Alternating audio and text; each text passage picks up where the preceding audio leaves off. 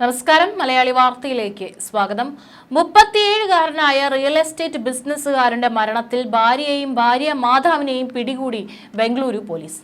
വിവാഹേതര ബന്ധങ്ങളും നിയമവിരുദ്ധ ബിസിനസ് ഇടപാടുകളും ആരോപിച്ചാണ് ലോക്നാഥ് സിംഗിനെ കൊലപ്പെടുത്തിയതെന്ന് പോലീസ് പറഞ്ഞു. ലോക്നാഥ് സിംഗിന്റെ ഭാര്യ യശസ്വിനി, ഭാര്യ മാതാവ് ഹേമാബായി എന്നിവരുടെ അറസ്റ്റാണ് പോലീസ് രേഖപ്പെടുത്തിയത്. ശനിയാഴ്ച കർണാടകയിലെ ചിക്കബനവാരയിലെ വിജനമായ പ്രദേശത്ത് കാണപ്പെട്ട കാറിൽ നിന്നാണ് ലോക്നാഥ് സിംഗിന്റെ മൃതദേഹം ലഭിച്ചത്. പ്രദേശവാസികളാണ് മൃതദേഹം കണ്ട വിവരം പോലീസിനെ അറിയിച്ചതെന്ന് നോർത്ത് ബംഗളൂരു DCP സൈദുൾ അദാവത്ത് പറഞ്ഞു. ഭക്ഷണത്തിൽ ഉറക്ക ഗുളികകൾ ചേർത്ത് ലോക്നാഥിനെ പ്രതികൾ മയക്കിക്കിടത്തി. പിന്നീട് ആളൊഴിഞ്ഞ സ്ഥലത്തേക്ക് കൊണ്ടുപോയി കത്തി ഉപയോഗിച്ച് കഴുത്ത് അറുക്കുകയായിരുന്നു. ലോക്നാഥിനുണ്ടായിരുന്ന വിവാഹേതര ബന്ധങ്ങൾ ഭാര്യയും ഭാര്യ മാതാവും കണ്ടെത്തിയിരുന്നു. വിവാഹത്തിന് പിന്നാലെ ഭാര്യയെ ലോക്നാഥ് അവരുടെ മാതാപിതാക്കളുടെ വീട്ടിലാക്കിയിരുന്നു. വിവാഹേതര ബന്ധത്തെ ചൊല്ലി ദമ്പതികൾ നിരന്തരം വഴക്കിടുകയും വിവാഹമോചനം നേടാൻ ലോക്നാഥ് ആലോചിക്കുകയും ചെയ്തു. ഇതോടെ ഇരുവരും തമ്മിലുള്ള ബന്ധം വഷളായി. ഇതിനിടെ ലോക്നാഥ് ഭാര്യയുടെ വീട്ടുകാരെ ഭീഷണിപ്പെടുത്തുകയും ചെയ്തതോടെ സ്ഥിതി കൂടുതൽ വഷളായി. ഇതോടെയാണ് ഭാര്യയും അമ്മയും ലോക്നാഥിനെ കൊലപ്പെടുത്താൻ പദ്ധതിയിട്ടത്. മാർച്ച് 22-ന് വൈകിട്ട് 5:30-നാണ് പോലീസ് കൊലപാതകത്തെക്കുറിച്ച് അറിയുന്നത്. വിജനമായ സ്ഥലത്ത് പാർക്ക് ചെയ്തിരുന്ന കാറിൽ മൃതദേഹം കണ്ടെത്തിയെന്നായിരുന്നു വിവരം.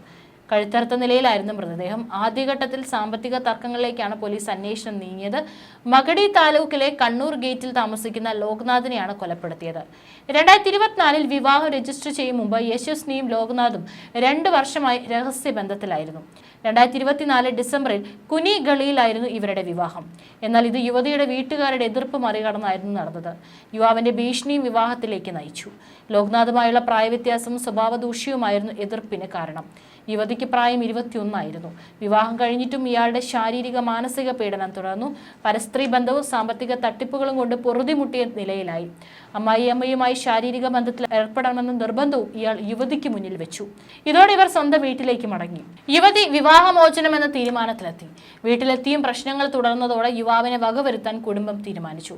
നല്ലൊരു അവസരത്തിനായി കാത്തിരുന്നു. ശനിയാഴ്ച താൻ കാണാൻ വരുന്നതായി യുവാവ് ഭാര്യയെ അറിയിച്ചു. യുവതിയും അമ്മയും ചേർന്ന് ഭക്ഷണത്തിൽ ഉറക്ക ഗുളികകൾ കലർത്തിയിരുന്നു.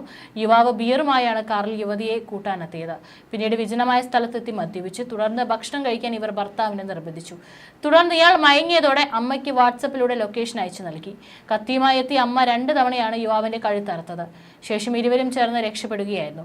അതേസമയം മറ്റെന്തെങ്കിലും കാരണങ്ങൾ ഈ ഒരു കൊലപാതകത്തിലേക്ക് ഇവരെ നയിച്ചിട്ടുണ്ടോ എന്നുള്ള കാര്യങ്ങൾ അടക്കം തന്നെ പോലീസ് വിശദമായി അന്വേഷിച്ചു വരികയാണ്. നിലവിൽ അമ്മയും മകളും മാത്രമാണ് പ്രതി. ഇനി ആയുധം വാങ്ങാനും മറ്റുമായിട്ട് ആരുടെയെങ്കിലും സഹായം ഇവർക്ക് ലഭിച്ചിട്ടുണ്ടോ എന്നുള്ള കാര്യങ്ങളെല്ലാം തന്നെ പോലീസ് ഇവരെ കസ്റ്റഡിയിൽ എടുത്തതിന് ശേഷം ചോദ്യം ചെയ്ത് വരികയാണ്. അതിനുശേഷം മാത്രമായിരിക്കും മറ്റുള്ള കാര്യങ്ങളെല്ലാം തന്നെ സ്ഥിരീകരണം ഉണ്ടാവുകയുള്ളൂ.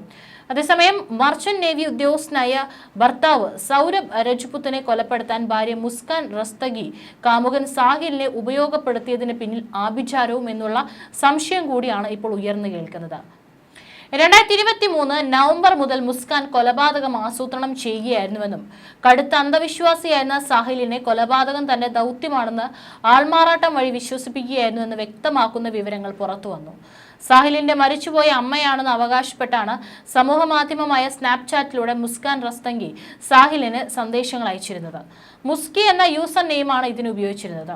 മരിച്ചുപോയ അമ്മ മറ്റേതോ ലോകത്തിരുന്ന് സംസാരിക്കുകയാണെന്നും നിർദ്ദേശങ്ങൾ പാലിക്കാൻ താൻ ബാധ്യസ്ഥനാണെന്നും കടുത്ത അന്ധവിശ്വാസിയായ സാഹിലിനെ വിശ്വസിപ്പിക്കാൻ മുസ്കാന് കഴിഞ്ഞു. മകനെ രാജ, നിന്റെ ഭാര്യ എല്ലാ പരീക്ഷണങ്ങളും ജയിച്ചിരിക്കുന്നു. അവൾ നമ്മളുടെ കുടുംബത്തിന്റെ ഐശ്വര്യമാണ്. അവളെ ഇനി തോൽപ്പിക്കാൻ ആർക്കും സാധിക്കില്ല എന്നാണ് അമ്മയുടെ പേരിൽ സാഹിലിന് അയച്ച സന്ദേശങ്ങളിലൊന്ന്. സഹോദരന്റെ മൊബൈൽ നമ്പർ ഉപയോഗിച്ച് 3 വ്യാജ അക്കൗണ്ടുകൾ കൂടി ഉണ്ടാക്കിയ മുസ്കാൻ തന്റെ അമ്മയുടെയും സഹോദരന്റെയും പേരിലും സാഹിലിന് സന്ദേശങ്ങൾ അയച്ചിരുന്നു. കുടുംബം തങ്ങളുടെ ബന്ധത്തെ അംഗീകരിച്ചുവെന്ന് വരുത്തി തീർക്കുകയായിരുന്നു ലക്ഷ്യം. സൗരഭിനെ കൊലപ്പെടുത്തണമെന്ന് മരിച്ചുപോയ അമ്മയാണെന്ന വ്യാജേന മുസ്കാൻ സാഹിലിനോട് ആവശ്യപ്പെടുകയായിരുന്നു. കൊലപാതകം നടത്തേണ്ടത് സാഹിലിന്റെ ദൗത്യമാണെന്നും അത് ചെയ്യണമെന്നും ആവശ്യപ്പെടുന്ന നിരവധി സന്ദേശങ്ങൾ മുസ്കാൻ വ്യാജ അക്കൗണ്ട് വഴി അയച്ചതായുള്ള തെളിവുകൾ പുറത്തു വന്നു. മകനെ രാജ, ഞാൻ ഇനി തിരികെ വരില്ല. സംഭവിക്കാനുള്ളത് സംഭവിക്കുക തന്നെ ചെയ്യും. അജ്ഞാത ശക്തി നിന്നെ സംരക്ഷിക്കും എന്നും സന്ദേശങ്ങളിലുണ്ട്. സൗരഭിനൊപ്പം കഴിഞ്ഞാൽ ലഹരി ഉപയോഗിക്കാനാവില്ലെന്ന പേടിയാണ് മുസ്കാനെ കൊലപാതകത്തിലേക്ക് നയിച്ചത്. പ്രണയിച്ച് വിവാഹം കഴിച്ച് ഇരുവരും കുറച്ചു നാളായി പിരിഞ്ഞു കഴിയുകയായിരുന്നു. യുഎസിൽ നിന്ന് നാട്ടിലെത്തിയ സൗരഭിനെ മുസ്കാനും സാഹിലും ചേർന്ന് കത്തിക്കൊണ്ട് കുത്തിക്കൊലപ്പെടുത്തിയ ശേഷം ശരീരം കഷ്ണങ്ങളാക്കി വീപ്പയിൽ നിറച്ചുപേക്ഷിക്കുകയായിരുന്നു. ജയിലിൽ കഴിയുന്ന പ്രതികൾ ലഹരിക്ക് അടിമകളാണെന്നും ലഹരി ആവശ്യപ്പെട്ട് ജയിലിൽ സംഘർഷം ഉണ്ടാക്കുകയാണെന്നുള്ള വാർത്തകളും പുറത്തു വന്നിരുന്നു. രണ്ട് പ്രതികളെയും കോടതിയിൽ ഹാജരാക്കി പുറത്തു കൊണ്ടുവരുന്ന വേളയിലെല്ലാം തന്നെ കോടതി വളപ്പിൽ അഭിഭാഷകരടക്കം രണ്ടുപേരെയും കയ്യേറ്റം ചെയ്യുന്ന ശ്രമങ്ങളും ഉണ്ടായിരുന്നു. പോലീസ് കഷ്ടപ്പെട്ടാണ് പ്രതികളെ ജീപ്പിലേക്ക് കയറ്റിയത്. മാത്രമല്ല, അതിക്രൂരമായ ഒരു വാർത്തയുടെ ചുരുളഴിഞ്ഞപ്പോൾ തന്നെ ഇതിൽ മുസ്കാന്റെ ഒന്നാം പ്രതിയായിട്ടുള്ള മുസ്കാന്റെ മാതാപിതാക്കളും തന്റെ മകളാണ് കുറ്റകൃത്യം ചെയ്തത് എന്നിരിക്കെ അവർക്ക് തക്കതായ തൂക്കുകയർ പോലും വിധിക്കണമെന്നാണ് പറഞ്ഞുകൊണ്ട് രംഗത്ത് വന്നത്.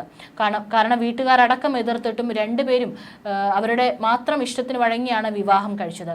അതിനുശേഷം ഇവർക്കൊരു മകളുണ്ട്. വളരെ സന്തോഷത്തോടു കൂടി കഴിഞ്ഞിരുന്ന കുടുംബമായിരുന്നു. അതിനിടയിലേക്കാണ് സാഹിൽ എത്തുന്നത്. പിന്നീട് നടന്നത് അതിക്രൂരമായ കൊലപാതക വാർത്തയായിരുന്നു.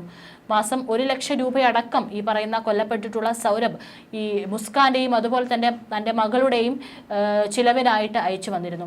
ഈ തുക കിട്ടുമ്പോഴെല്ലാം തന്നെ മുസ്കാൻ കാമുകനായിരുന്ന സാഹിലിനെ വിളിക്കുകയായിരുന്നു. രണ്ടുപേരും ഈ പണത്തിന് ദൂർത്തടിക്കുകയായിരുന്നു ചെയ്തിരുന്നത്.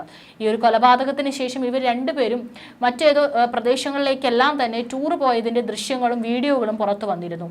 കൊലപാതകം നടത്തിയതിനു ശേഷമുള്ള ആഘോഷമായിരുന്നു ഈ വീഡിയോയിലെല്ലാം തന്നെ കാണാൻ സാധിക്കുന്നുണ്ടായിരുന്നത്. മാത്രമല്ല, ഹോളി ആഘോഷത്തിന്റെ ദൃശ്യങ്ങളും പുറത്തു വന്നിരുന്നു.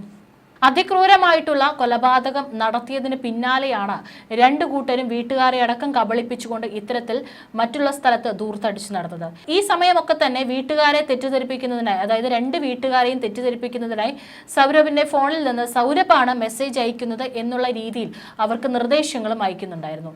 എന്നാൽ നിർദ്ദേശങ്ങൾ മാത്രം വരികയും അല്ലെങ്കിൽ മെസ്സേജ് മാത്രം വരികയും ഫോൺ വിളിക്കാൻ സമ്മതിക്കാതിരിക്കുകയും ചെയ്തതോടു കൂടിയിട്ടാണ് സൗരഭിന്റെ വീട്ടുകാർക്കും ചില സംശയങ്ങൾ വന്നത്. മാത്രമല്ല, ഇവർ രണ്ടുപേരും അകന്ന് താമസിക്കുകയായിരുന്നു എന്നുള്ള കാര്യങ്ങളടക്കം ദുരൂഹത വന്നതോടു കൂടിയിട്ടാണ് പോലീസിനെ സമീപിക്കുന്നത്. ഇതിനിടയിൽ ഈ പറയുന്ന മുസ്കാൻ സ്വന്തം അമ്മയോട് കുറ്റം സമ്മതിക്കുകയും ചെയ്തിരുന്നു. ഇത്തരത്തിലുള്ള ജീവിക്കാനായിട്ടുള്ള സാഹിലിനൊപ്പം ജീവിക്കാൻ വേണ്ടിയിട്ടാണ് താൻ ഇത്തരത്തിൽ സൗരഭിനെ കൊലപ്പെടുത്തിയതെന്നടക്കം മാതാപിതാക്കളോട് സമ്മതിക്കുകയും ചെയ്തിരുന്നു. ഈ സമയം തന്നെ സൗരഭിന്റെ വീട്ടുകാർ പോലീസിൽ പരാതി നൽകുകയായിരുന്നു. പോലീസ് രണ്ടുപേരെയും കസ്റ്റഡിയിലെടുക്കുകയും അന്വേഷണം നടത്തിയപ്പോഴുമായിരുന്നു അതിക്രൂരമായിട്ടുള്ള കൊലപാതകമാണ് നടത്തിയിരിക്കുന്നത് എന്നുള്ള വിവരങ്ങൾ പുറത്തു വരുന്നത്. ജയിലിനുള്ളിലായപ്പോഴും തങ്ങൾക്ക് ഒരുമിച്ച് ജീവിക്കണം, ഒരേ റൂം വേണം, അടുത്തടുത്ത സെല്ലിൽ ഞങ്ങളതിനെ പാർപ്പിക്കണം എന്നടക്കമുള്ള ആവശ്യങ്ങളാണ് ഈ രണ്ട് പ്രതികളും. പക്ഷെ അത് നടക്കില്ല എന്ന് പോലീസ് അറിയിക്കുകയും ചെയ്തിരുന്നു. മാത്രമല്ല, ജയിലിനകത്തായതിനു ശേഷം ഇവർക്ക് ലഹരി മരുന്ന് വേണം, അതില്ലാതെ പറ്റില്ല എന്ന് ഇവർ രണ്ടുപേരും പോലീസിനോട് ആവശ്യപ്പെടുകയും ആക്രോശിക്കുകയും ചെയ്തിരുന്നു.